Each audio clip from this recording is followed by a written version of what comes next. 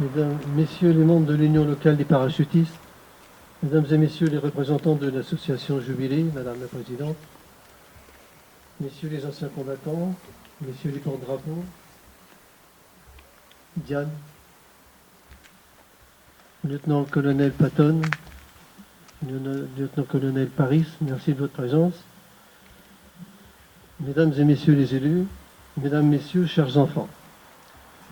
D'entrée, je souhaite au nom de notre commune vous exprimer notre reconnaissance et nos remerciements pour votre présence à cette cérémonie.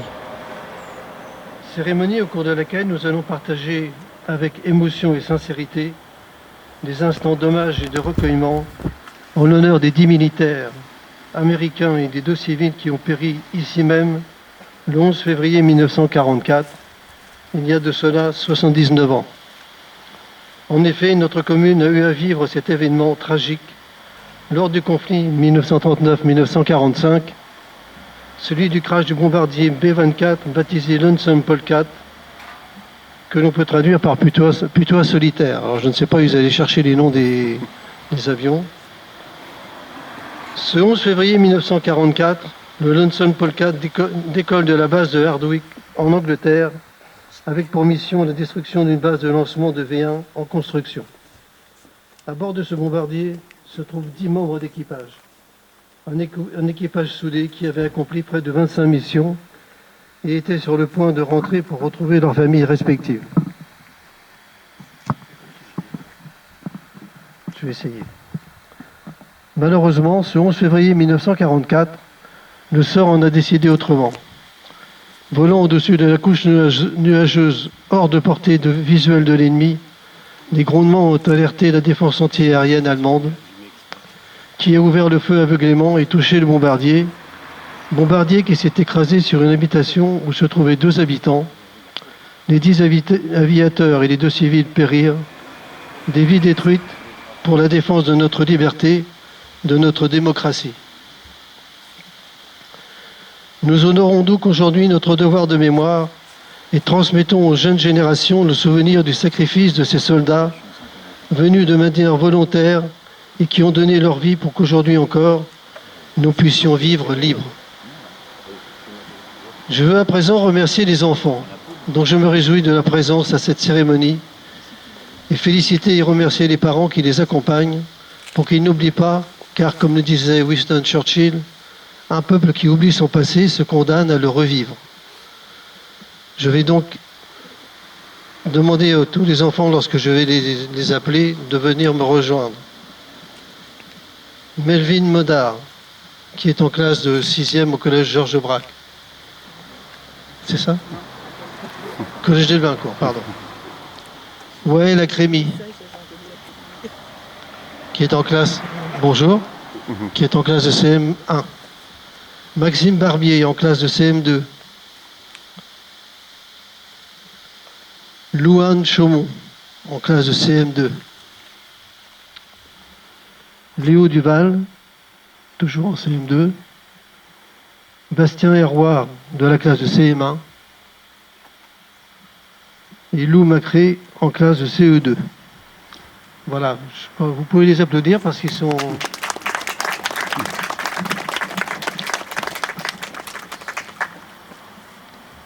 Alors je les ai remerciés, et puisque nous sommes dans les remerciements, je ne peux m'empêcher de citer une personne qui œuvre au quotidien pour que cette manifestation soit connue et reconnue. Je pense qu'elle s'est reconnue aussi, elle. Je voulais parler de Diane. Oui, Diane, ta modestie va certainement en souffrir, mais grâce à toi, nous avons eu le plaisir d'accueillir 3 familles de citoyens américains qui ont perdu un membre de leur famille ici à Roumigny-le-Bouteil. Nous avons reçu en 2016 Bob et Paul Schreiner, en famille avec le sergent Haguet. En 2019, Jennifer et Brian de Valence et leurs 2 enfants, Jackson et Hayden, pour le sergent Herbert Garot. Et en 2022, Anne et Kenneth Boone, pour le jeune Kenneth Boone, aussi qui est décédé ici. Alors simplement pour l'anecdote, c'est que Kenneth Boone n'a pas vu énormément de choses des manifestations puisqu'il était atteint du Covid et bloqué dans sa chambre pas très loin de Colville-sur-Mer. Pour être honnête, je dois avouer qu'il était inespéré en 2002, date d'inauguration de ce monument, inespéré de retrouver les familles des disparus. C'est maintenant chose faite, et je sais également, Diane, que tu ne désespères pas de faire venir les familles Stafford et Turner. On en a discuté il y a peu de temps au téléphone. Et connaissant ton opiniâtreté, je suis très optimiste et impatient aussi de te voir réussir dans cette démarche et de pouvoir les accueillir ici à Roumanie-le-Bouteille. Je ne peux m'empêcher aussi de vous lire quelques passages de courrier que j'ai reçus au cours des dernières années. Un courrier qui émane de Sarah Harriger, consul des États-Unis pour la Grand Ouest, qui m'écrivait en 2017, je cite, « Je tiens à exprimer ma reconnaissance envers Diane Boutier, car c'est grâce à elle que j'ai entendu parler de l'histoire du Lonesome Polecat pour la première fois lors de notre rencontre en janvier 2016. Nous avons aussi reçu en 2019 un courrier de Heidi Grant, députée, secrétaire de l'US Air Force aux Affaires internationales, qui terminait sa missive par ces mots : « Monsieur le maire, veuillez exprimer pour moi, aux élus et au peuple honorable de Roumanie-le-Bouteille, mes remerciements sincères. » Ce sont des courriers qui me vont droit au cœur, qui vont droit au cœur de tous les élus, de tous les habitants. Et puis nous avons aujourd'hui le plaisir et l'honneur de compter parmi nous le lieutenant-colonel Patton de l'US Air Force, collègue de l'attaché militaire de l'ambassade américaine. Et je sais, Diane, qu'une fois de plus, tu ne dois pas être étrangère à la venue du lieutenant-colonel Patton. Lieutenant-colonel, je tiens personnellement à vous dire l'honneur que vous faites à notre commune, à ses habitants et aux élus que nous sommes, par votre présence aujourd'hui à cette cérémonie, et vous dire également le plaisir que nous avons de vous accueillir. Nos concitoyens savent ce qu'ils doivent à votre pays, au courage de tous ces soldats américains venus défendre notre liberté, et soyez assurés que nous n'oublions pas et n'oublierons jamais la dette de gratitude que nous avons envers tous ces jeunes gens engagés qui sont allés jusqu'au sacrifice de leur vie pour la liberté de la France, de l'Europe, pour notre liberté. Nous allons dans quelques instants fleurir la stèle devant laquelle nous nous trouvons et sur laquelle sont gravés les noms des 10 aviateurs et des 2 civils. Cette stèle est notre marque de reconnaissance pour ces aviateurs et ces 2 civils décédés, mais aussi un lien entre les générations, celles qui ont combattu pour retrouver la liberté et celles qui aujourd'hui ont le bonheur de vivre dans un pays en paix. Merci à toutes celles et à tous ceux de mes collègues élus qui ont contribué à mettre sur pied cette cérémonie, des moments qui, j'en suis certain, resteront gravés dans les mémoires. Et je vais terminer mon discours par une citation, c'est l'habitude. Et lieutenant-colonel Patton, ces 2 citations, je les ai faites pour vous faire un petit clin d'œil. La première: il y a des moments où il est bon d'écouter sa peur et d'autres où il est sage de faire comme si elle n'existait pas. Et la deuxième citation, toujours du même auteur: les guerres peuvent être menées par des armes, mais elles sont gagnées par les hommes. C'est l'esprit des hommes qui suivent et de l'homme qui les dirige qui remporte cette victoire. Ces 2 citations sont d'un général, 4 étoiles, je vous vois sourire, donc je pense que vous savez de qui je veux parler. Un général 4 étoiles de l'armée de terre américaine, qui a notamment commandé la 7e puis la 3e armée américaine sur le théâtre européen des opérations de la Seconde Guerre mondiale. Il s'agit de George Smith Patton. Je ne sais pas si vous êtes en famille avec ce général. C'était un petit clin d'œil. Je vais maintenant demander aux enfants de nous énumérer les noms des 12 victimes de ce 11 février 1944. Vous allez vous passer le micro. Lieutenant Omar Turner, pilote, occupation civile inconnue, célibataire. Lieutenant Hubert Tardif, copilote, acteur, célibataire. Sous-lieutenant Wilfrid Kuhn, navigateur. gestionnaire de marchandises, célibataire. Lieutenant Theodore Olson, bombardier, manutentionnaire en usine, célibataire. Sergent Clifford Stafford, mécanicien, occupation civile inconnue, situation familiale inconnue. Sergent Mitchell Powell, radio et mitrailleur supérieur, ouvrier de ferme, marié sans enfant. Sergent Wilfrid King, mitrailleur avant, coursier, célibataire. Sergent Robert Haguet, mitrailleur gauche, occupation civile inconnue, célibataire. Sergent R. Kenneth Boone, mitrailleur droit, policier zone du canal de Panama, célibataire. Sergent Herbert Garraud, mitrailleur de queue, ouvrier sur machine-outil, célibataire. Monsieur Raymond Lecomte, Madame Janine Lecomte.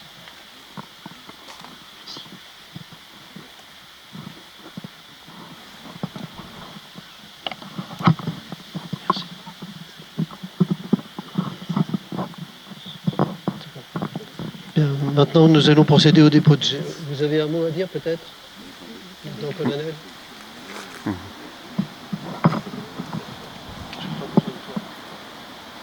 Vous voulez prendre le micro là-bas? Je ne s'assure pas de...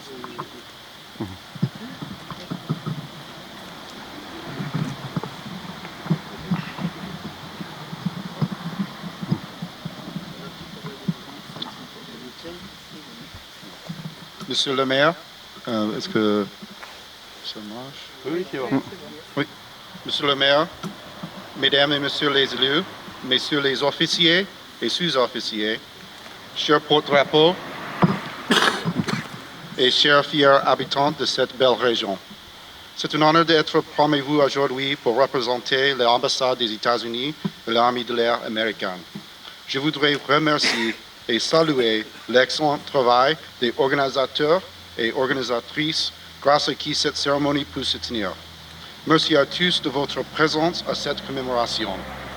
En tant que navigateur de combat, un ancien membre de la 8e Air Force, c'est un privilège d'être ici en mémoire de l'équipage du B-24 Lonesome Polecat et des 2 civils français qui ont perdu la vie.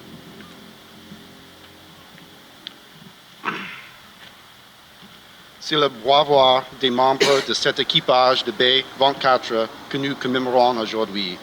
Ces hommes courageux savaient ce qui les attendait. Malgré les tirs ennemis, malgré l'obscurité, malgré le danger, ils ont poursuivi leur mission pour défendre la liberté. Il faut aussi saluer les 2 fiers habitants de cette région qui ont perdu la vie lors de l'atterrissage forcé de Lonesome Polecat. Nos pilotes et équipages américains ont combattu ici en France, tout comme vos soldats ont combattu pour les États-Unis. Notre amitié et notre partenariat avec la France remontent à près de 250 ans à l'époque de la guerre d'indépendance américaine. Le grand chef militaire, le marquis de Lafayette, a mené nos soldats américains à la victoire et à la naissance des États-Unis. Nous n'avons jamais oublié la richesse et de l'histoire et de l'amitié que nous partageons avec la France.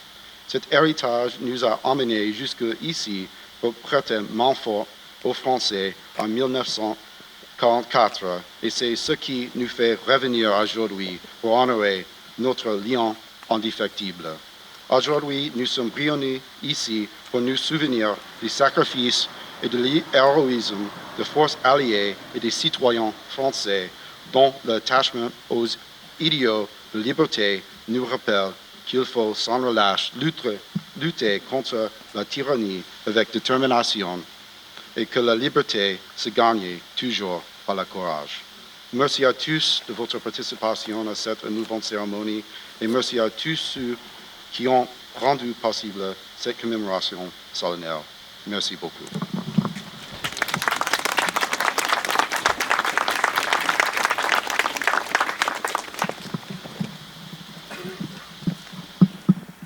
Quelqu'un a un autre mot à dire ou pas? Bien, non. Bien, nous allons procéder maintenant au dépôt de gerbes. Merci, lieutenant-colonel Patton. Donc je sais que plusieurs associations, je ne sais pas si Diane, tu veux venir peut-être me seconder pour donner les noms des associations qui déposent des gerbes. Je sais qu'on a une gerbe de la part des deux ballons qui sont venus ici.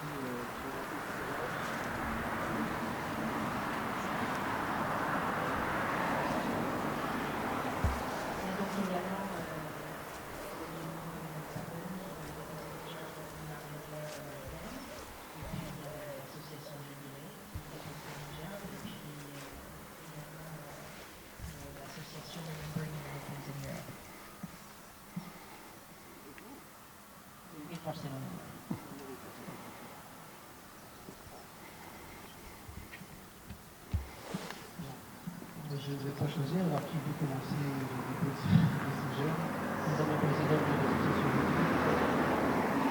UNP, regarde. Bravo.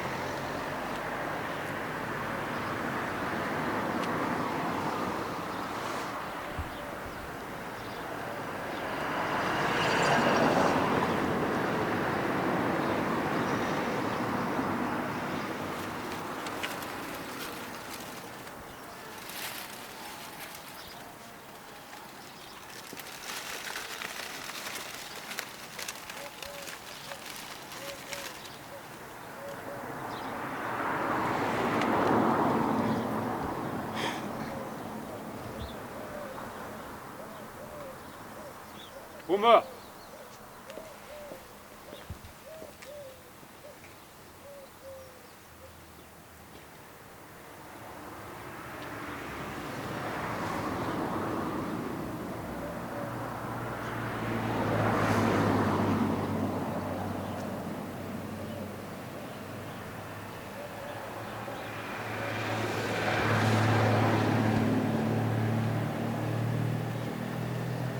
relevé.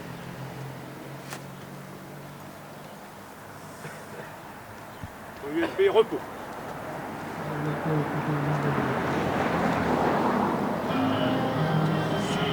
Go!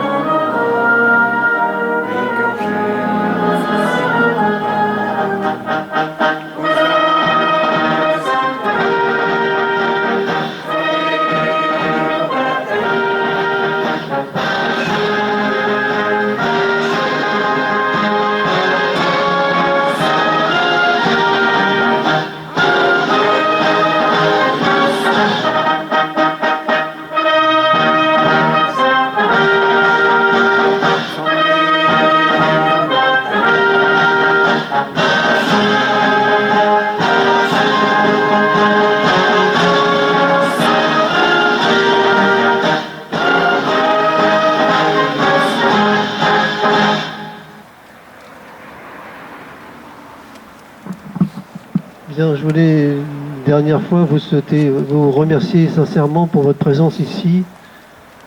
Et je vous convie à partager le verre de l'amitié dans la salle qui se trouve juste à côté de la mairie. Pardon ? Bon, Diane essaye de me passer un message, mais je ne l'entends pas. Oui, c'était prévu. Donc je vous convie au verre de l'amitié que nous allons partager et échanger en même temps. Merci encore à vous.